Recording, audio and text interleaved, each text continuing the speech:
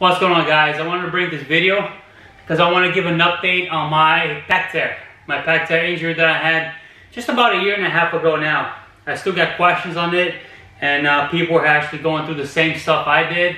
They're reaching out to me and asking questions. So I want to just bring that, maybe it can help you guys out.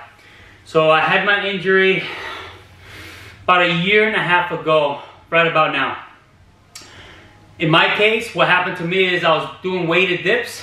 I was doing just regular dips with no weights before, and then I started to add weights very quickly and very often. So what that means is I wasn't giving my body enough rest to build back up again. So eventually it tore, right? It's funny because it actually happens when you're feeling the strongest.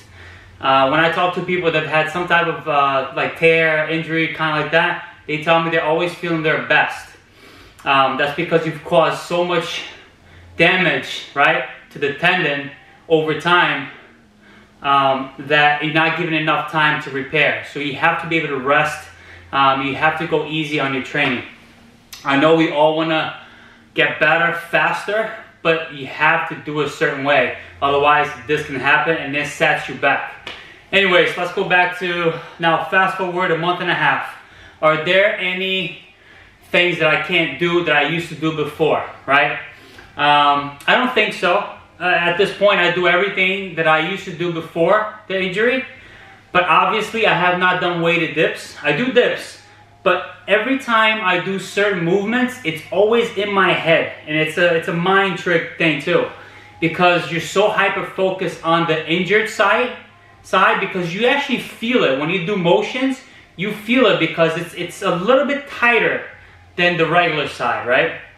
Because now you've had something done there. You're always gonna feel it. You're always gonna feel it, especially when you're doing a lot of stress, like you're under a lot of stress. Like you, for instance, if I do like a muscle up, right? If I do muscle ups on the ring, this is the motion, right? I go like this, and then I have to get in and over the rings. When I get in this position right here, it's like a dip position, and it's a deep position sometimes when I'm fatigued, and I really feel that tension there, right? So every time I do the muscle ups, I haven't been doing muscle ups that often, but now I just added back into my routines. But even so, I don't do a lot. I do just 3 reps for 5 times. Anyways, so stuff like that, when I have to hyperextend like this, and I feel it, and I put a lot of pressure on that tendon, then you're gonna feel it. In your case, I don't know if you're doing bench press, if you go past, right, where your body is, where you're lying, then you're putting yourself into a risk for injury right here, right? So same thing here. For bench press, because you add a lot of weight, then eventually, right, if you keep going like this, yes, you're gonna build strength, but at the same time, this is a weak position to be in. So just, you know, keep that in mind. I do the muscle ups, but I don't do any weights. It's just my weight. So in my head, my tendon should be able to hold my weight, okay? As long as I'm not going too crazy and I'm not doing weighted dips. Same thing with dips, right? So when I do dips, same position here, right? So there's 2 ways to do a dip. So you can do a dip where you kind of go like this, or one where you can kind of lean forward with it. And when you lean forward with it, I feel like I get more for the chest and shoulders, versus here, I'm just like extending, and you know, it's just a lot of pressure here. So when I go down like this, right, it feels better for me. So that's how I do my dips now. So there are certain aspects, right? And same thing for my training specifically. When I do the planks push-ups, when I go deep, right, I feel it, but it's okay. It's not too bad at this point. I'm going slow. I'm doing tuck first because it's in weights. It's lighter, right? It's a little bit lighter in this position, so I'm trying to build, right? So those are some exercises that are gonna not limit, but you're gonna feel it, and you're always gonna be very conscious about it, very self-conscious. And sometimes if you feel a little weirdness, just stop that exercise and do something else instead. Give that a break, go back to it, right? Because you don't want to re-injure. Now, the other thing that I do with it is I always do my bend work. I do rotator cuff stuff all the time. I stretch, I do a lot of stretches so that this side is not tighter than this side, right? Even though it's still going to be, because you've had something done there, it's a little bit shorter. It might take years, right, for that tendon to kind of stretch a little bit if you do the motions. So you gotta go easy and you gotta take your time. So I do a lot of stretching that way. Like I'll go on the ground and I'll stretch.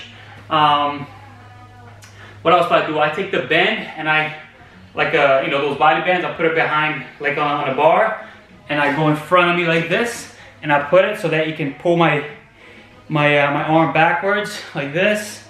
Okay, you can go against the wall. Let's say there's a wall here. You put yourself like this, and you try to rotate your arm this way. Okay, as straight as you can. You always got to do those range of motion exercises to improve on them. Okay, it's a constant thing. Basically, I do all those little things before my workouts. So every single workout, I do that before, which takes me about 20-25 minutes. And then I feel warmed up, and then I can get into the workouts. The other thing you got to keep in mind is, and you won't even notice this at first unless you record yourself.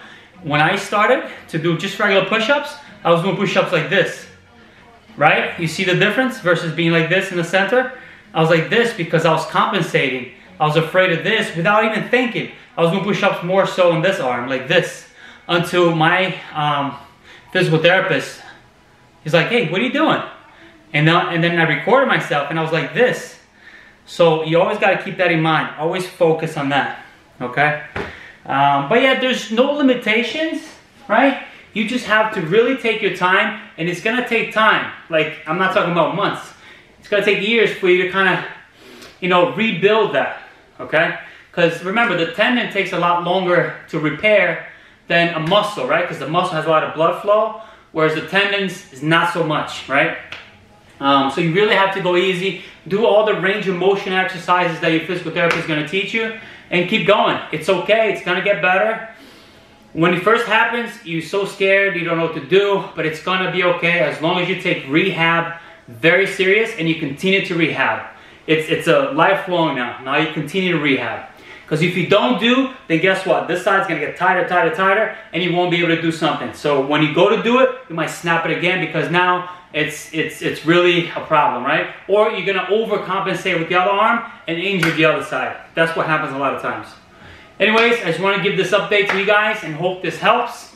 Let me know any questions below. So this has been a 1.5 years post PEC TEAR. All right? I'll see you guys on the next one. Peace.